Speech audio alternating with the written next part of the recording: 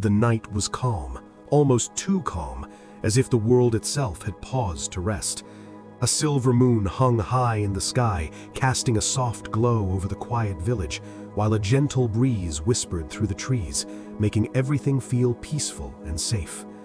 Inside a small wooden house at the edge of the village, a young boy lay fast asleep, deeply lost in his dreams after a long day of laughter and play. In the next room, his father sat alone under the dim light of an oil lamp, finishing his work. His hands were rough from years of struggle, but his eyes softened whenever they rested on his son, because despite all the hardships of life, that boy was his greatest treasure. Suddenly, something felt wrong. At first, it was just a faint smell, something unusual that didn't belong to the calmness of the night.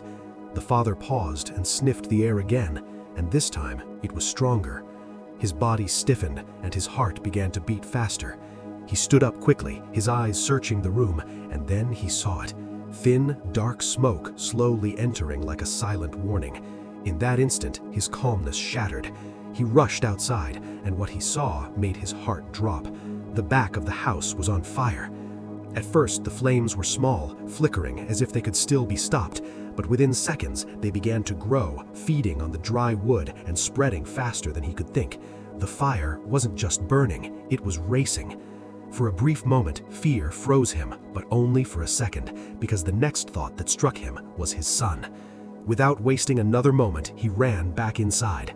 The smoke had already thickened, making it hard to breathe, and the heat was rising quickly.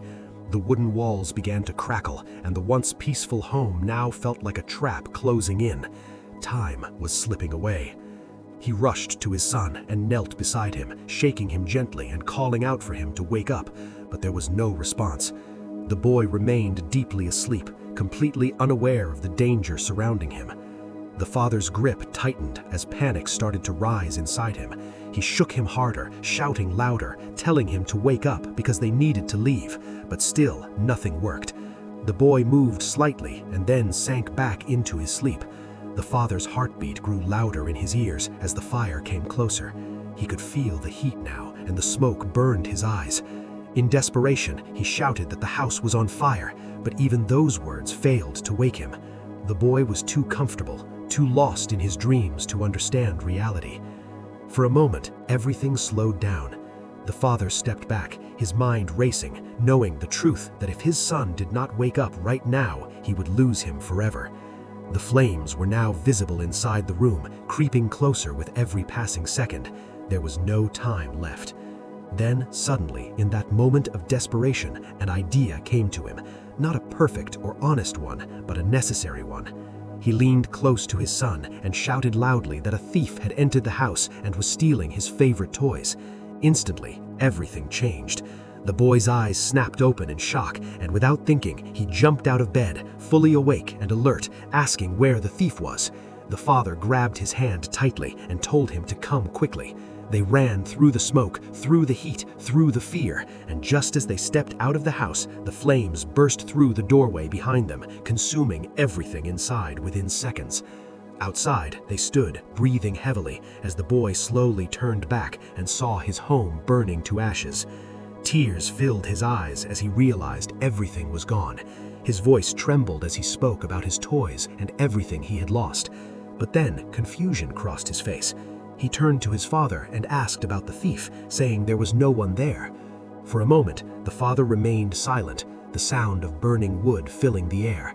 And then he looked at his son and calmly admitted that there was no thief. The boy, confused and hurt, asked why he had lied. The father knelt down, placing a gentle hand on his shoulder, and said that the truth had not been enough to wake him up. He explained that he had tried everything, shaking him, shouting, even telling him the house was on fire, but nothing worked, because he was too comfortable in his sleep. Sometimes, he said, the truth alone is not enough to wake people up, and sometimes it takes fear, urgency, or shock to make them see reality. The boy stood silently, slowly understanding the depth of those words. The father then looked at the burning house and said that the house and everything inside it could be rebuilt, but a life once lost could never be brought back. Silence fell between them as the boy looked at the flames. and in that moment, something inside him changed forever.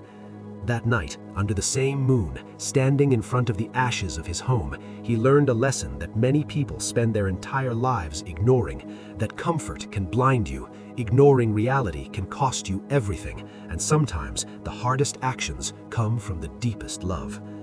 Now ask yourself, are you awake in life or just comfortable? Comment, "I'm awake" if you're ready to change. And don't forget to subscribe to Tales by Moons and like the video.